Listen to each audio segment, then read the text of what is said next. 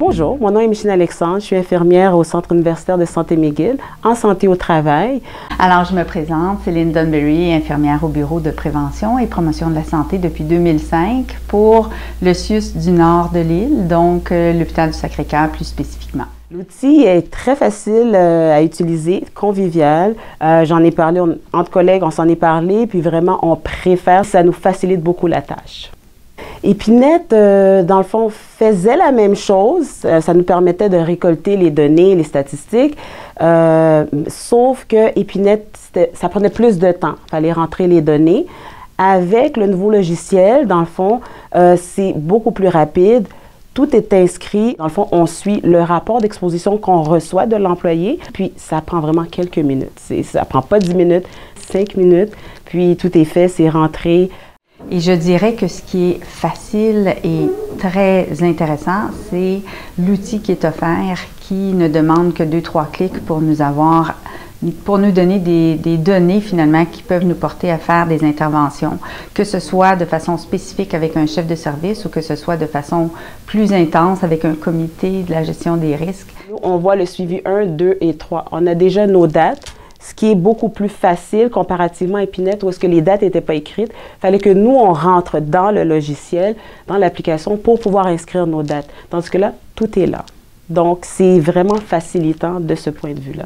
Tu ne te poses pas la question, est-ce que je mets, qu'est-ce que ça veut dire ça? C'est clair. C'est vraiment ça. À un point tel où est-ce que je vous dis que la feuille d'évolution que nous, on utilise, bien, on aimerait l'adapter au logiciel pour que ça soit compatible, encore plus compatible.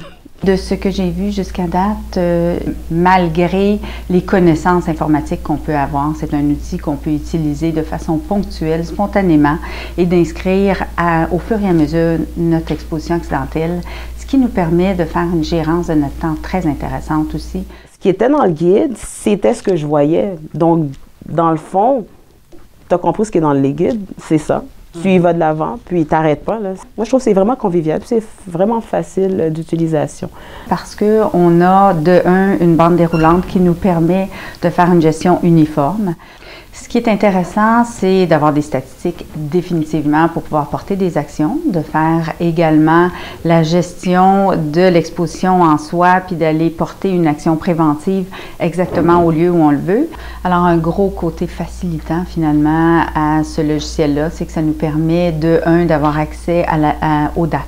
Donc, aux dates de façon précise, à pouvoir remettre à l'employé, ce qu'avant on devait faire de façon avec un calendrier. Donc, on devait compter avec le calendrier le nombre de semaines prévues et de remettre un petit papier à l'employé pour lui dire de se présenter au bon moment. Donc, maintenant, on a juste à imprimer le papier. Toutes les dates sont colligées déjà dessus, ce qui est un élément très facilitant. Et ce qui nous permet aussi d'avoir une donnée d'ensemble pour la gestion de l'agenda. Donc, les gens à rencontrer en date précise et le nombre de personnes à rencontrer aussi, ce qui est d'autant plus important dans une gestion d'agenda au quotidien, de savoir combien de personnes on doit rencontrer déjà dans un suivi pour nous permettre aussi d'organiser notre journée. Si on n'a pas d'outils comme ça, on n'arrivera pas en bout de ligne à avoir des actions conséquentes pour nous permettre de pouvoir arriver à diminuer les expositions accidentelles chez les travailleurs de la santé. Si quelqu'un n'a jamais utilisé d'outils pour la prise de données pour les expositions au sang et liquide biologique, bien, ça serait un bon outil de départ.